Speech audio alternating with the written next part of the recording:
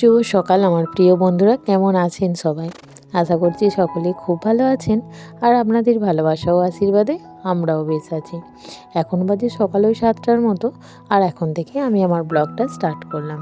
তো দেখুন, এখন কিন্তু আমার বাসি কাজ সমস্তটাই হয়ে গেছে, বাসন ধোয়া আর সবই হয়ে গেছে। তো এখন আর কি কিছু জামা কাপড় নিয়ে বসেছি কাচবার জন্য। তবে এই জামা কাপড়গুলোতে না হালকা একটু গরম জল দিতে হবে, তবেই না সুন্দর ছেড়ে যাবে জানেন। তো তারপর দেখুন আমাদের মনসানাকে দুটি খেতে দিয়ে দিলাম। আর মা কিন্তু ওইদিকে উনুনের মধ্যে গরম জল করছে। তো কেমন ধোঁয়া উঠছে সেটা বুঝতেই পারছেন। তো দেখুন, ভাবলাম যে মা এখন জলটা গরম করতে থাক, আমি তাহলে কিছু চাল নুন মাখিয়ে দিই। আসলে আমি এর আগের দিন গিয়েছিলাম কাটিংয়ে, তো এসে দেখছি মা 10 কেজির মতো চাল নুন মাখিয়ে দিয়েছে। আমি ভেবেছিলাম সব চালগুলো একসাথেই মাখাবো।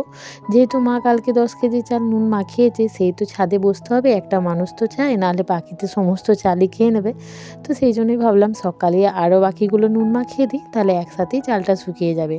আর পাশের বাড়ির এক দিদিভাই, সেও কিছু চাল দিয়ে গেছে, ওই জন্যই আর কি মা চালটা নুন মাখিয়েছিল, যে ওদেরও হয়ে যাবে আমাদেরও হয়ে যাবে। তো এইদিকে দেখুন আমি চালগুলো মাপ করে নিচ্ছি একটা বেতের পায়ের সাহায্যে। তো এই টোকাটা, আমরা এটা টোকা বলে থাকি, এই টোকার মধ্যে চালগুলো নিয়ে ধুয়ে নিয়ে আসবো। প্রায় ভেবেছিলাম দুবার ধুলেই হয়তো হয়ে যাবে, তো দুবারে হয়নি, মোট 3বার আমাকে ধুয়ে আনতে হয়েছিল। এদিকে দেখুন একবার ধুয়ে নিয়ে চলে আসলাম কিছু চাল, এরপরে আবার কিছু চালকে মেপে নেব। তো মেপে নিয়ে তারপরে আবার চলে যাব ধুতে।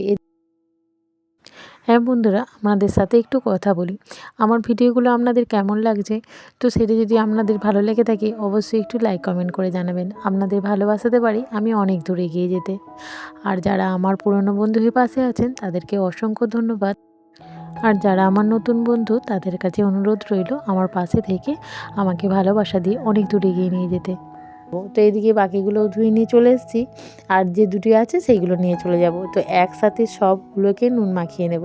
তবে আমি 2 প্যাকেট নুন এনেছিলাম, তো 2 প্যাকেট নুন পুরোটা আর কি লাগেনি, তো একটু বেঁচে গিয়েছিলো।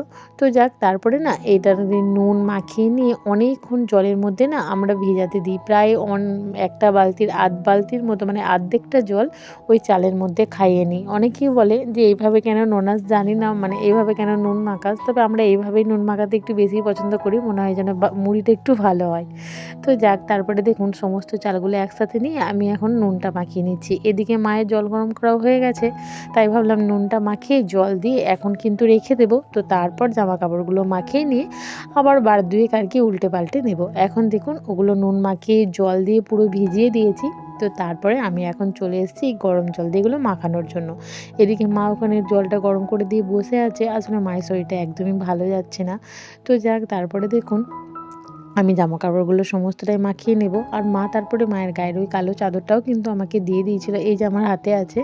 তো দেখুন তারপরে মোটামুটি সমস্তটাই আমার মাখানো হয়ে গেছিলো। তো মা বলল তুমি বিশালের সোয়েটারটা কেচে দাও, কারণ ও তো ওটা পরছে না, কারণ এখন ভালোই মোটামুটি গরম পড়ছে। তো সেই জন্যই ভাবলাম ঠিকই বলেছে মা, তো সেই জন্য নিয়ে এসে আবার ওটাকেও মাখিয়ে দিলাম। তো সমস্তটাই মোটামুটি আমার কমপ্লিট হয়ে গেছে মাখানো। তো সেইগুলো ওই সাইড দিয়ে সরিয়ে দিলাম। তারপর দেখুন এই চালগুলো আবার একবার উলট পালট করে দিচ্ছি। অনেকটা জল কিন্তু টেনে নিয়েছে, তো আরও সামান্য একটু জল দিয়ে দেব। তো তারপরে একদম ঝরঝরে হয়ে যাবে যখন, তখন বস্তার মধ্যে কুড়িয়ে নেব। এদিকে দেখুন তারপরে যে ঘর মোছার পর যে জলটুকু ছিল, তো সেইটুকু আমি এই আর কি গোবরটাকে মাখিয়ে নিলাম। তো গোবরটা মাখাটা না আজকে অনেকটাই পাতলা করে ফেলেছি। তো যাক, কি আর করা যাবে, ওই জন্য আর কি একদম ওইখানে পিটিয়ে দেব। তো তারপরে চলে এসেছি গোটা উঠোনটা ঝাঁট দেওয়ার জন্য। প্রায় এরপরে এগুলো কাচা ধোয়া করে আমি তো স্নান করে নেব, তো সেই জন্যই আর কি উঠোনটা ঝাঁট দিয়ে নিচ্ছি, গোটা উঠোনটাই ঝাঁট দিয়ে নেব। তো এই সময় স্নানে যাওয়ার আগে যদি উঠোনটা না ঝাঁট দেওয়া হয়, কেমন যেন মনটা একটু খুঁতখুঁতনি লাগে, কারণ ঠাকুর সেবা দেবো, তারপর তো অন্য কাজে হাত দেবো। তবে উঠোনটা যদি পরিষ্কার করে আবার একবার ঝাঁট দিয়ে নিই, তবে মনে হয় যেন সব কাজ মোটামুটি ঠিক আছে। না হলে যেন মনে হয় যেন যতই কাজ করি না কেন, সব যেন বাসি হয়ে আছে, কি কেমন নোংরা হয়ে আছে, এরকম একটা ভাব লাগে। যদি দেখবেন ভেতরে যাই থাকুক, ওপরগুলো যদি একটু চিকন চাকম থাকে, মানে পরিষ্কার পরিচ্ছন্ন থাকে, তবেই কিন্তু একটু বেশ ভালো লাগে, তাই না? তো তারপর দেখুন গোটা উঠোনটা মনের মতো করে পরিষ্কার করে ঝাঁট দিয়ে নিলাম। তো তারপরে চলে যাব কাচতে। তো এদিকে যেখানে আমি নুনটা মাখিয়েছিলাম সেই ঠাকুর ঘরটা তো এখনও মোছা হয়নি। তো সেই জন্যই ভাবছি ওখানে সেই নুন জলটা পুরোটা আগে ঝাঁটা দিয়ে জল দিয়ে ভালো মতো করে ধুয়ে নেব। তো তারপরে আর কি ঠাকুর ঘরটা মুছে নেব। যেহেতু চালটা নুন মাখাবো ভেবেছিলাম, তো সেহেতু ঠাকুর ঘরটা মোছা হয়নি। ভাবলাম যে আবার তো পরিষ্কার করে মুছতেই হবে। তো সেই জন্যই আর কি আগে জল দিয়ে ভালো করে এখানটা উঠিয়ে নেব। তো তারপরে আর কি ঘরদোরটা ভালো মতো করে মুছে নেব। এদিকে আমার গাড়িটা রাখাই আছে, গাড়িটা নামানো হয়নি যেহেতু এখন বেরোবো না। তবে আজকে মাকে নিয়ে না একটু ডাক্তারখানায় যেতে হবে। আগের দিন আমার বাপের বাড়িতে ফোন করেছিলাম, ওখান থেকে আমার জেঠু ছেলের নাম লিখিয়ে দিয়েছে। তো সেখানের আর কি মাকে নিয়ে ডাক্তার দেখাতে যাব, সেটা যাব ওই 3টে সাড়ে 3টের দিকে। এদিকে দেখুন সমস্ত চালটাই কিন্তু হয়ে গেছে, মানে ঝরঝরে হয়ে গেছে। তো সেইগুলোই আর কি ছাদে মেলতে নিয়ে চলে এসেছি। এদিকে ওই আমার পেছনে যেদিকে যে চালটা মেলা আছে ওটা আগের দিনের কিছু চাল, আর দুটো জায়গার মধ্যে ভিজে চালগুলো দিয়েছি। আর এদিকে লাল পাড় যেটা, সেটা পাশের বাড়ির এক দিদি দিয়ে গিয়েছিলো, এটা ওর চাল। তো সেই জন্য সব চালগুলি মেলে দেওয়া হয়েছে। এই যে গাছের ছায়া আছে না, এগুলো কিন্তু সবগুলোই একটু পরে চলে যাবে। এদিকে দেখুন এই যে এই দিদিভাইটার চাল, এই দিদিভাইটা আগের বারে একটা আসন করতে দিয়েছিল ভেতরে কাপড় বসিয়ে, তো এবারে আবার একটা নিয়ে এসেছে, বলছে আমাকে দেখাচ্ছে এইভাবে এইভাবে বসাবে। তো যাক, ওর মতো করলো। তো আমার যেটা সুবিধা হবে আমি সেই মতোই আর কি করে নেব, ওর মনের মতো করেই আর কি করার চেষ্টা করব। তো এদিকে দেখুন তারপরে না ওই দিদিভাই আমার ছেলেকে একটু ঘুগনি দিয়ে গিয়েছিলো, এই যে যেটা বাটির মধ্যে আছে। আমার ছেলেকে খুব ভালোবাসে জানেন তো। তো মানে মায়ের পাতানো মেয়ে আর কি।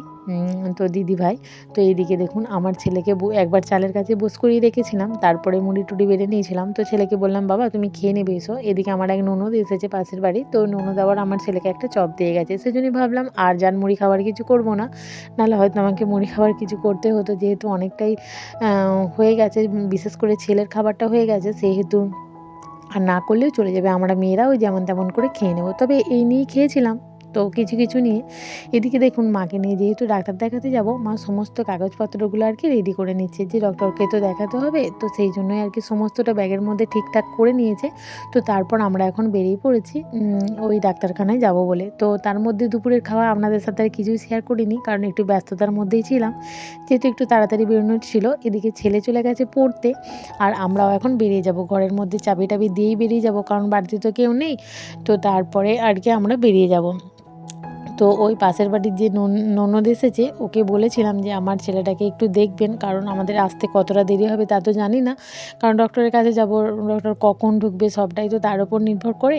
তো যতই সময় দিক না কেন, মানে নির্দিষ্ট সময় বলা যাবে না যে কতক্ষণে ফিরতে পারবো। এদিকে দেখুন তারপরে এই ওড়নাটা না আমার একদম আর কি নিতে অস্বস্তি বোধ হচ্ছিল, কারণ গাড়ি চালালে তো অনেকটাই ঠান্ডা লাগবে, তাই এটাকে চেঞ্জ করে নেব। আর তারপর মা আমাকে চাবিটা দিল যে ঘরের মধ্যে একদম চাবিটা দিয়ে নেবে।